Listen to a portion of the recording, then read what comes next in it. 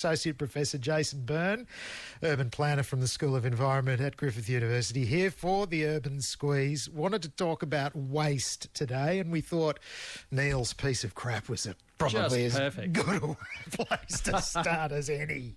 Fantastic. The other thing you wanted to talk about too, Jason, and I'm not sure where this is going, so you're going to have to guide me, but beer. It seems a sensible place to start any conversation. Let's start with Homer Simpson, you know. I mean, Homer's done quite well with forecasting some recent things that have been going on. Yeah, that's true. That's true. So hopefully this one too. So let's start with a little story I thought this week, so our listeners can enjoy it. So Gunter Pauli, who's the director of a research institute in Japan, poses this example about if you're a brewery owner, and we've got some big breweries up on the northern part of the Gold Coast, as well as a lot of micro breweries here down in Burleigh and other places. If you're a brewery owner, you've got a whole bunch of spent grain on your hands. What are you going to do with that spent grain? It's expensive to transport that residue over long distances, but with that spent grain, you can grow mushrooms. So if you could establish a mushroom farm, a mushroom producing facility next to a beer brewery, then it's a really efficient use of that waste, hence the beer reference, right? Yes. But at the moment, our zoning laws don't allow you to commingle industries and food production and this kind of stuff. It's seen as a big no-no. We'll come back to that one. So then if you've got these mushrooms growing, you're also going to land up with leftover mushroom waste. And if you have leftover mushroom waste, you can feed that to pigs, so you can get into pig farming as well, right? So with that leftover residue from the pigs, because the pigs obviously are producing a lot of poo, you could then use that to generate biogas. So that biogas can be used, like Jay Weatherall was talking about in South Australia, to run power generation. But not only that, so that's equivalent to about 5,000 litres of petroleum a year if you were to run this model, free of charge. The waste residue left over from the pigs and the biogas generation can then be dropped into some ponds that you can grow algae on, and you can feed the algae back to the pigs as feed. Right, so you're starting to close the loop a little bit here. I'm seeing some loops forming and some of them shutting, yes. And then after that, the leftover algae residue can be dropped into fish ponds, which will be flooded with nutrients still, because there's a lot of nutrients left over from this cycle. And you can have floating gardens on the fish ponds and start to grow hydroponics and aquaponics, but it's enough to grow about 2 tonnes of rice a year. Seriously? Seriously. So you can start to see some of these loops, right? Imagine up at Yatala, if we started doing this kind of stuff with the breweries up there, there'd be a dramatic turnaround. Amazing. Well, that's a really good platform to leap from in this conversation, because we're talking about waste and perhaps how inefficient we are at using it, or how uncreative we have been and continue to be. How much waste do Australian cities produce? A lot. And, you know, this is a terrible resource. It really is a wasted resource. So Australian cities, Australians in general, generate about 2.2 tonnes of waste per person per capita. 2.2 tonnes? Yeah, that's a lot. So this amounts in total to about 50 million tonnes of waste per annum. When you say it so starkly, it is ridiculous. But I was just saying to Karen before, I'm in a family of 4. We're fairly conscientious. Yep. We put things in the right bins, but I am constantly staggered at the amount of trips I'm making to the collectible solo bins out the front daily, and how quickly they fill up. Packaging and this and that and the other. It's just staggering. So the figure is, apparently, we produce enough waste to fill an average 3-bedroom house to the roof every year. You know, an average family. It's amazing when you think about it, right? And some of that does get used, but some of it gets recovered. Significant amounts of it are landfill as well. So in Australia, we recover roughly 60% of that. Okay. But, you know, a third of an average Australian's bin is still filled with recyclables. Even though we've got recyclable bins, a lot of people just chuck that away. About 60% of your average bin is also filled with organic material, so green waste, compostable, putrescible food, that kind of stuff. Again, that stuff we could be using. You could have a little worm farm. We've got a worm farm at home. We chuck all our stuff either into a worm farm, or we kind of got a couple of chooks out the back. A bit naughty, and it goes out to the chooks as well, right? So again, you can start to reduce your waste that way. Well, you're naughty because you're feeding the chooks, or naughty because you got them? Kind of naughty because you got them, right? But that's just between you and me and all the listeners on the Gold Coast. Who's listening this afternoon. Not your chickens. They're temporary measure, those chickens. Correct, they're not pets. Yeah. So on the Gold Coast, we're a bit better than this. We have about 1 tonne of waste per person. Okay. Per capita, but that's still 550-odd thousand tonnes of waste. It's a duplex rather than a 3-bedroom house. It's a lot, right? Perhaps. And what's more, it's a bit sad, we only recover about 40% of that recyclable waste. The rest of it's going to landfill. Now, this is not necessarily terrible. Remember the old Suntown tip on the Gold Coast? Yes. Yep, well, that got closed, and now that's being used to generate methane. They've sunk a few wells into that, and they're recovering the old putrescible material that was bubbling away beneath the surface and bacteria are eating it and harvesting that gas. Where does that... But then again, we were talking about circles. Where does that get gas then that can go back into our grid and use it for those people who have gas at home for cooking. So that can easily be done. We recover about 9.3% of our gas on the Gold Coast. So that's not huge. But there's this thing in Bristol in the UK, I can't resist it. It's called the poo bus. And what they do is they use the methane from the wastewater treatment plants in Bristol to power this bus. And here's another little interesting factoid. The average person sitting on that bus generates enough excrement to drive that bus for about 50 kilometres. The poo bus? The poo bus. Just average person? Right. Just average person. So, with a normal diet? With a normal diet. So we can start closing these loops again, right? There's a transport benefit as well, yeah. Imagine if we could self-power our own vehicles. Well, we could. Well, we can. Yes. Clearly. We clearly can. And we can hook up sewage waste in cities to generate gas for cooking, to generate gas for transport, to start to close these loops again. It's kind of what we call the circular economy, right? Let's talk about circular economies.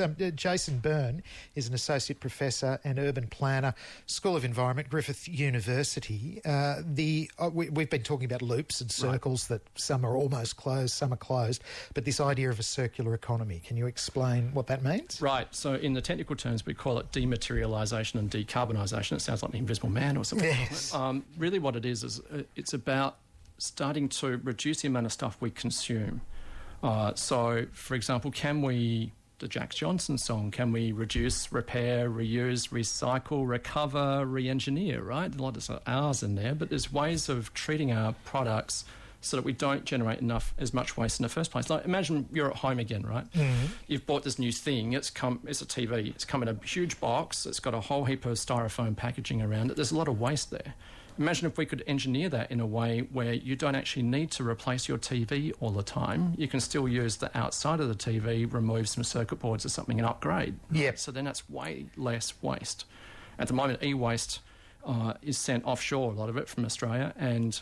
Well, some problems. I was reading about some problems here find its way to Africa or China. Yes. Yeah. One of the larger banks was implicated in this particular problem, where an African kids are picking around and burning it. They just pile this waste up and set fire to it once they've pulled out a bit of gold or a bit of platinum, that kind of stuff, right? Yeah. And it causes massive pollution. So that's not good. So imagine we could re-engineer that to cut off that kind of scenario from happening. In Germany, they have take-back laws. So they passed some legislation in the 1990s that require companies that produce things to take it back at the end of its life cycle. A carpet, a TV, an Apple product, like your Apple computer. It's the only place in the world where Apple has to take a product back, right, at the end of its life. So the idea then is to incentivise the creator to make things that last. Correct. Hello, right, ding, get rid of built-in obsolescence. And the light bulb's a classic example, right? We know that in the old days they had the ability to build light bulbs that would last. Then the company goes bankrupt, right? It's not selling many light bulbs, so engineering what we call obsolescence, so it will break down over time, and then you can sell more light bulbs. So it really is a light bulb moment. That's a good metaphor. I ducked into a particular store that sells a particular kind of computer that we may or may not have already discussed in this conversation, but I was staggered to learn that what I thought was still a fairly viable laptop computer, done and dusted, 6 years old. Yeah. And they're referring to it as vintage and, no, we don't keep those batteries here. So that's how quickly the cycle works. So perhaps not the same thinking locally as elsewhere. Right, as in Germany. But, this circular economy, it scales up from the kind of vintage clothing sort of stuff, St. Vinny's, Salvos, that sort of thing, through to food banks where you might grab food that's just about to expire and redistribute that to homeless people, to places that collect coffee grounds from cafes and use those for facial scrubs. There are places now making money out of this, right, for cosmetics, yeah. through to big examples like Kalundborg in Denmark, which we might talk about in a minute. I think it's a really good example that we could do on the Gold Coast, because we talk about the need for the Gold Coast to be innovative, to move away from just a reliance on tourism and land and property development. Well, here's an example. We could do something really special here. What's a repair cafe, Jason? Repair cafe. So this is kind of like this smaller scale, local scale, where people who love to tinker set up a little kind of cafe. There's one in Sydney. It started in Amsterdam, like a men's shed kind of thing a little bit. Right. But you can take stuff in there and they'll teach you how to fix it. So this company that you mentioned before, that I mentioned, or that I didn't mention. Right, that you didn't mention, I did mention, the unnameable company. Yes. Fruit-based. Often they will tell you that you can't actually fix your phone, which is a big seller of theirs. On the internet are instructions that show you how to actually take apart your phone and replace the battery, something that we're told you can't do, but you in fact can. Warranties get voided and that sort of thing. Right, so there is a complicating level. If the phone's out of warranty, though, you could go down to one of these repair cafes and they'll show you how to fix your own phone, and then it might go for 10 or 15 or 20 years, right? And people are buying these old Nokia phones. Remember those? The bricks that went out of fashion? They're coming back into fashion because they're fixable. Hipsters getting on those old bricks. Techno There you hipsters. go. So we've got the small scale. We can scale up a little bit from repair cafes to places like Currumbin RSL. They're doing amazing work down there. It just blow your mind what they're doing. So they've cut their bottle waste down by having a bottle crusher. They process about 3,000 bottles a week, which is a lot less bins they need to have. That gets all smashed up and sent off to a glass place that can then reuse it, right? Yeah. Or we can go up one level higher to this Kalundborg place in Denmark. And what they've done there is they've created an eco-industrial So before you get to the park, I'm still pondering Currumbin RSL. What happens to the crushed glass? Okay, so they send it off to a place that would use that. They would refine the glass, like heat it up again, and it could use it to make new glass products. Right, okay. Whether it's a desk or a glass or a coffee table or more bottles. So like a sort of cash-a-can type thing on a bigger scale, in a sense. And at Currumbin, they also have no more food waste being sent out in their rubbish bins. They take all of that and put it in a bio bin, which is a local company, and then they take that off-site and use that to make compost, which you can then sell to people, right, and use it to grow more food. Hats off to the Rissole down at Currumbin. Doing a lot of great work. So again, it's a good example of the circular economy. We'll scale this up in a moment and look to your Dutch example, but I will grab Bradley while he's there. Coast Traffic on 91.7 ADC Gold Coast. Bradley, hi.